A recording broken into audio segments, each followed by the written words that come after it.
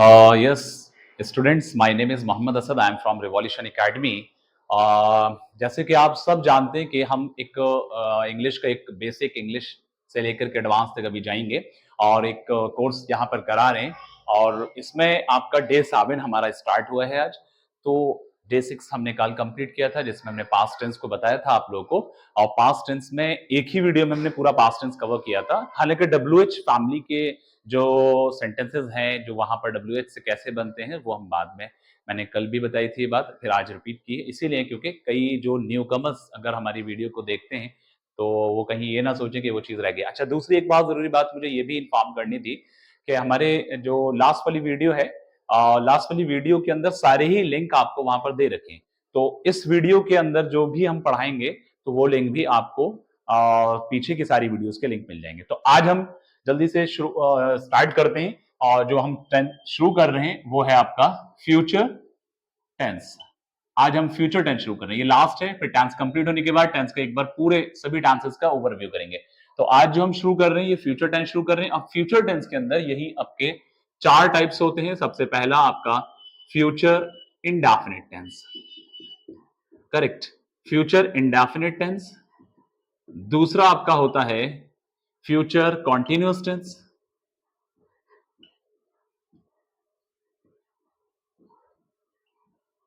Continuous tense. तीसरा आपका होता है future perfect tense, okay, and next इसके बाद हम पढ़ेंगे फ्यूचर परफेक्ट कॉन्टिन्यूअस टेंस। ठीक है, फ्यूचर परफेक्ट कॉन्टिन्यूअस टेंस। तो यहां पर हमारे पास ये चार तरीके के टेंसेस हैं। इन चारों टेंसेस के अंदर हमने सबसे पहले ये बताने की फ्यूचर टेंस में आप कैसे पहचानेंगे हर एक के अंदर के कौन से किसके साउंड है। अगर हम बात करेंगे कि फ्यूचर इंडेफिनिट टेंस की तो इसके अंदर जो लास्ट साउंड रहेगी इसके अंदर आप पहचान सकते हैं कि इस तरह के वर्ड अगर रहेंगे, होगा या होगी, इस तरह से ये साउंड अगर लास्ट में रहती है तो आप समझ सकते हैं कि ये फ्यूचर इंडेफिनिट है। फ्यूचर कॉन्टिन्यूअस के अंदर अगर हम बात करेंगे तो इसके अंदर रहा होगा, ऐसी साउंड आप इससे पहचान सकते हैं। ठीक है, रहे होगे या रहे होगे वगैरह इस तरह से। ठीक है, ये आपकी फ्यूचर कॉन्टिन्यूअस का। फ्यूचर परफेक्ट की बात करेंगे तो फ्यूचर परफेक्ट की जो साउंड रहेगी वो आपका चुका होगा या चुके होंगे या चुकी होगी, इस तरह से फ्यूचर परफेक्ट कॉन्टिन्यूअस का सॉरी फ्यूचर परफेक्ट का रहेगा, चुका होगा, लाइक इस ये वाली साउंड रहेगी। और फ्यूचर परफेक्ट कॉन्टिन्यूअस की बात करेंगे तो इसकी जो साउंड होगी यहां पर रहेगा रहा होगा, रहा होगा और रहे होंगे, इस तरह से इसकी साउंड रहेगी। उसके अलावा इसके अंदर जो बात मैंने आपको पीछे के सेंटेंस में बताई थी कि फ्यूचर प्रेजेंट परफेक्ट कॉन्टिन्यूअस में हम बता चुके हैं दोस्तों और पास्ट परफेक्ट कॉन्टिन्यूअस में बता चुके हैं। इसी तरह से फ्यूचर परफेक्ट कॉन्टिन्यूअस के अंदर भी आपका सिंस और फॉर का भी यूज होगा। लेकिन इसके अंदर इसके साथ साथ ये भी वर्ड्स आएंगे सुबह से, एक घंटे से, शाम से जो लग रहा होता है, समझ रहे हैं? तो एक घंटे से, लाइक ये इसकी आइडेंटिटी है, इससे हम पहचानेंगे। एक घंटे से, लाइक ये सब जो है आपके वर्ड्स हैं। ओके, तो यहां पर हम जो फ्यूचर इंडेफिनिट को हमने सबसे पहले स्टार्ट करना है। अब फ्यूचर इंडेफिनिट में क्या चीजें रहेंगी, किस तरह से मतलब रहेगा, इसके फॉर्मूलेस वगैरह वो मैं आपको एक पूरी वीडियो बना करके सारे फॉर्मूलों की उसमें होल रिवाइज करवा दूंगा सारे टेंसेस का। फिलहाल यहां पर अगर हम इसके, जैसे मैंने बताया पीछे की वीडियोस में भी कि अफर्मेटिव हर एक टाइप्स के टेंस के, हर एक टाइप्स के, ये इसका तीसरा टाइप है टेंस का, फ्यूचर टेंस। और फ्यूचर टेंस के चार टाइप्स हैं और हर टाइप्स के चार सब टाइप्स हैं, affirmative, negative, interrogative, interrogative, negative. तो फर्स्ट ऑफ ऑल यहां पर हम बात कर रहे हैं किसकी, अफर्मेटिव की। तो मैं अगर इसके अंदर एक चीज और क्लियर करूंगा, जो इसके हेल्पिंग वर्ब हैं, जो इसके हेल्पिंग वर्ब हैं वो विल और शैल होते हैं। ठीक है, नॉर्मली फ्यूचर टेंस मतलब हर एक के अपने आप में अलग अलग है। ऐसे कह सकते हैं कि भाई यहां पर इसको हर एक टेंस के अपने अपने अलग अलग हेल्पिंग वर्ब है। जैसे अगर मैं फ्यूचर इंडेफिनिट की बात करूंगा तो फ्यूचर इंडेफिनिट की जो हेल्पिंग वर्ब है वो विल एंड शैल है। एक बात ये समझना पहले जरूरी है, तो विल एंड शैल है। अब जो शैल रहता है तो शैल के साथ आपका एक आई और एक वी। शैल के साथ क्या रहता है, आई एंड वी। लेकिन बाकी के जितने इसके अलावा सिंगुलर सब्जेक्ट है सारे, वो सब रहेंगे, सिंगुलर सब्जेक्ट्स रहेंगे। ठीक, सिंगुलर सब्जेक्ट्स के अलावा इसके अंदर आपके पास जो प्लूरल में उधर बच रहे हैं, कौन कौन से?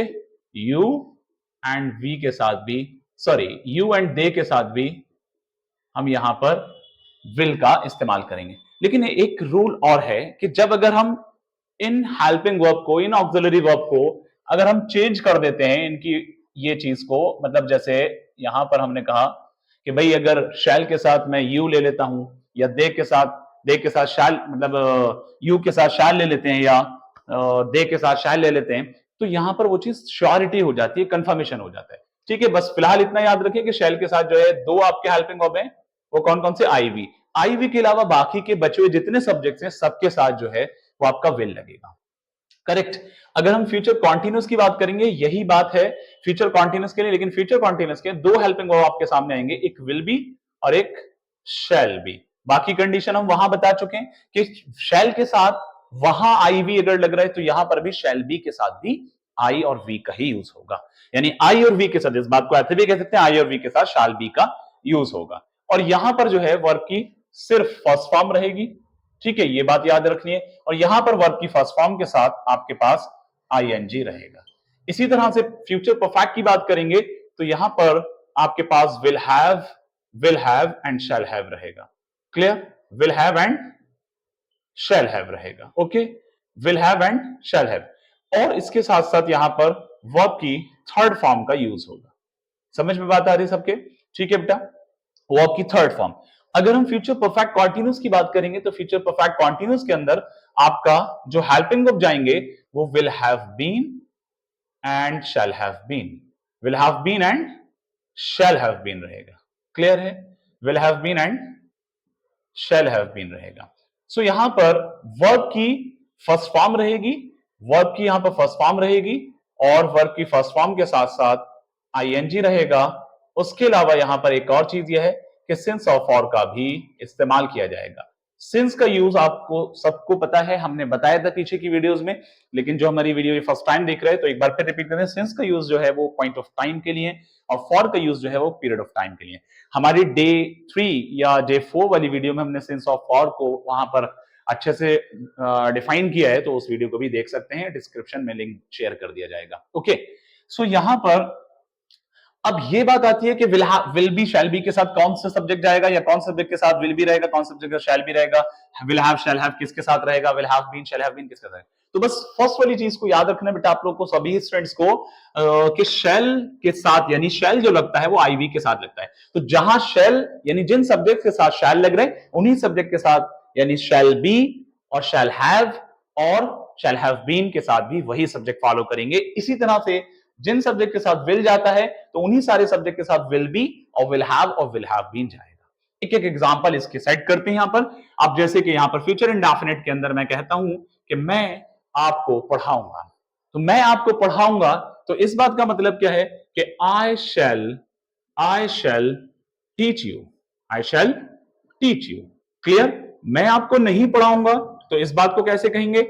आई शैल नॉट, और शैल नॉट का शॉर्ट फॉर्म जो होता है वो इस तरह से लिखा जाता है, आई शैलेंट टीच यू। क्लियर है? आई शैलेंट टीच यू।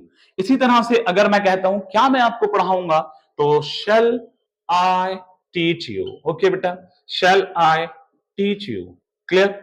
क्वेश्चन मार्क, क्योंकि ये क्या से शुरू हो रहा है, मैंने पीछे की वीडियोस में भी क्लियर किया है कि क्या से जब सेंटेंस शुरू होता है तो जिस टेंस में हम चल रहे हैं उसी टेंस के हेल्पिंग वर्ब को हम वहां पर यूज करके बनाएंगे। क्लियर? तो बेटा आई क्या है, ये आई के साथ शाल लगते हैं इसलिए हमने शाल से यूज किया। अगर हमने यहां पर कहा निगेटिव में क्या मैं आपको नहीं पढ़ाऊंगा, तो शैल आई नॉट। कभी भी इंटरोगेटिव सेंटेंस के अंदर कभी भी नॉट और हेल्पिंग वर्ब एक साथ नहीं जाएगा, ये बात याद रखनी है। तो shall I not teach you, shall I not teach you. Clear? ये हमने चार किया। अब इसके WH फैमिली मेंबर्स हैं, वो इसके बारे में बाद में बात करेंगे, जैसे हमने पीछे बताया। इसके अगर आ जाते हैं फ्यूचर कॉन्टिन्यूअस पर, तो फ्यूचर कॉन्टिन्यूअस में आप देख रहे हैं कि इसमें रहा होगा, रही होगी। अगर मैं कहता हूं कि मैं आपको बुला रहा हूंगा, मैं आपको बुला रहा हूंगा, ठीक है, तो उसमें टुमारो भी लगा सकते हैं आप चाहें तो, तो इसका एक एग्जांपल यहां पर हम देते हैं। देखिए सबसे पहले आई, या चलिए मैं को हटा करके दूसरा सब्जेक्ट लेते हैं, वह मुझे बुला रहा होगा, ऐसे कर लेते हैं क्योंकि सब्जेक्ट हेल्पिंग वर्ब चेंज हो जाएगा। तो वह मुझे बुला रहा होगा, तो will be he will be calling he will be calling me. वह मुझे बुला रहा होगा। वह मुझे नहीं बुला रहा होगा, तो यहां पर कैसे कहेंगे, ही विल नॉट। तो विल नॉट का शॉर्ट फॉर्म क्या होता है, देखो विल नॉट को तो नॉर्मली ऐसे ही तो लिखा जाएगा, विल और नॉट अलग होगा, लेकिन इसका शॉर्ट फॉर्म जो बनता है वो वांट बनता है। और वांट जो होता है इस तरह से लिखा जाता है, WON, फिर ये कॉमा, इस तरह से अपॉस्ट्रोफी एस वाला जो कॉमा होता है वांट, फिर यहां पर हम लिख सकते हैं ही वॉन्ट बी कॉल यू, तो इसको विल नॉट भी कह सकते हैं। Calling, sorry, he want be calling me, correct. वह मुझे नहीं बुला रहा होगा। क्या वह मुझे बुला रहा होगा, तो मैं इस सेंटेंस को कैसे बनाऊंगा, विल ही बी। देखिए विल बी एक साथ था, विल बी एक साथ था, ऐसे हमने पीछे के टेंसेस में भी ये यूज करे थे कि हैव बीन और हैज बीन, तो उनमें भी एक साथ वहां पर इंटरोगेटिव में वो दोनों हेल्पिंग वर्ब नहीं आ रहे थे, तो बीच में सब्जेक्ट आता है, ये इस बात का याद रखना है, ठीक है। Will he be calling me, क्या वह मुझे बुला रहा होगा, क्या वह मुझे बुला रहा होगा। क्या वह मुझे नहीं बुला रहा होगा, तो will he not be calling me, not be calling me. समझ में बात आ रही है सबके, ठीक है। अब इसके बाद हम शुरू करेंगे नेक्स्ट वाला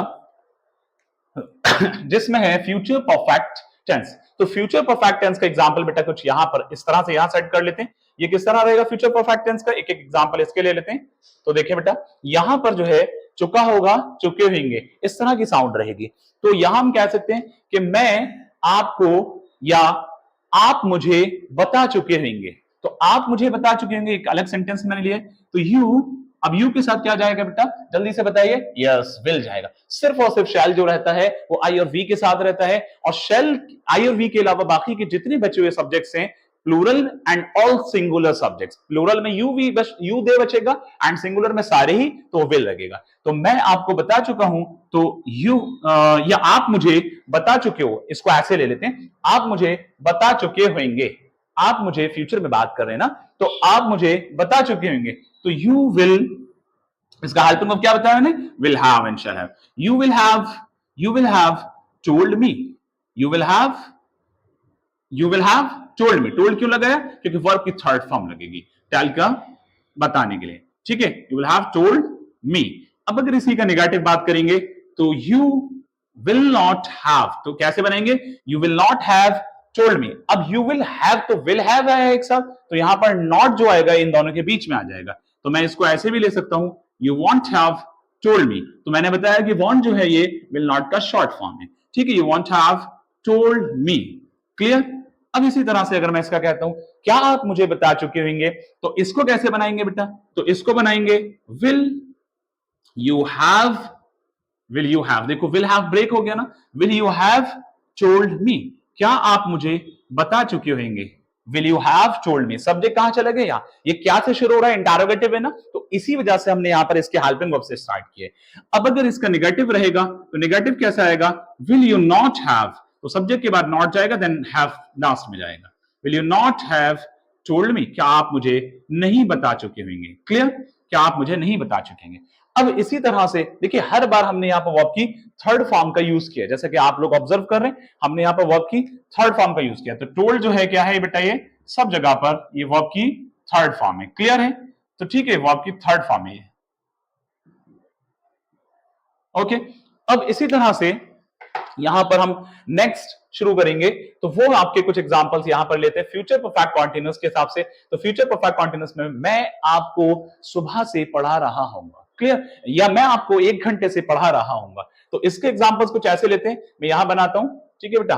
तो ये इसके एग्जांपल यहां पर सेट करते हैं। मैं आपको 1 घंटे से पढ़ा रहा हूं, तो कैसे बनाएंगे, आई शैल, अब मैंने इसका हेल्पिंग वर्ब क्या बताया, इस बात का याद रखना है, will have been and shall have been. तो I shall have been teaching you, तो इसको थोड़ा नीचे बनाते बेटा, स्पेस उधर जाएगा, आउट हो जाएगा। I shall have been teaching you for an hour. Clear? मैं आपको 1 घंटे से पढ़ा रहा हूंगा। इसी सेंटेंस को अगर निगेटिव लेते हैं तो इसको कैसे बनाएंगे? आई शैल नॉट हैव, तो शैल नॉट का क्या बनेगा? Short form shan't. I shan't have been, I shall not have been, इसको ऐसे ही पढ़ सकते हैं, have been teaching, teaching you for an hour, 1 घंटे से। क्लियर? अब इसी तरह से इसका अगर निगेटिव बनाएंगे, ओ सॉरी इंटरोगेटिव बनाएंगे, ये हमने अफर्मेटिव और नेगेटिव दोनों ले लिए, अब इंटरोगेटिव बनाएंगे। तो इंटरोगेटिव के लिए मैंने क्या बताया कि इसके लिए shall have been, will have been यानी हेल्पिंग ऑफ इसके हैं, तो इसको मैं कैसे बोलूंगा? क्या मैं आपको 1 घंटे से पढ़ा रहा हूंगा? तो क्या मैं आपको, तो इसमें मैं जो सब्जेक्ट है तो यानी इसके साथ शैल जाएगा, तो shall I have been, shall I have been teaching, teaching you, shall I have been teaching you for an hour, for an hour। Clear हो रहा है बेटा सबका? इसी तरह से इसका एक सेंटेंस और लेते हैं, लास्ट सेंटेंस। तो यहां पर क्या मैं आपको 1 घंटे से नहीं पढ़ा रहा हूंगा? तब कैसे बनाएंगे? तो तब बनाएंगे shall I not have been, shall I not have been teaching, teaching you, object हो गया, फॉर एन आवर। क्लियर बेटा? सभी का क्लियर है? चलो ओके गुड। अब इसको आप लोग नोट कर सकते हैं, इसको आप लोग स्क्रीनशॉट ले सकते हैं। अभी हमने देखिए इसके फॉर्मूले तो नहीं लिखे, लेकिन आप लोग फॉर्मूले को ऑब्जर्व कर पा रहे हैं। एक एक सेंटेंस मैंने एक बेसिक से सेंटेंस रख करके यहाँ पर एग्जांपल्स दिए, जल्दी से आप लोग इसको नोट करें और वीडियो को लाइक करें अगर आपको अच्छा लगता है, और कमेंट करें अगर आप लोग को समझ में आ रहा है। और क्योंकि आप लोग लाइक करते हैं, कमेंट करते हैं, उससे हमें मोटिवेशन मिलता है, हमें एनर्जी मिलती है कहीं ना कहीं। और दूसरी चीज यह है कि अगर आपको लगता है कि हमारी वीडियो से आपका फायदा हो रहा है तो उसको शेयर भी करें हमारी वीडियो को, और सब्सक्राइब करना ना भूलें। ओके, जल्दी से आप लोग नोट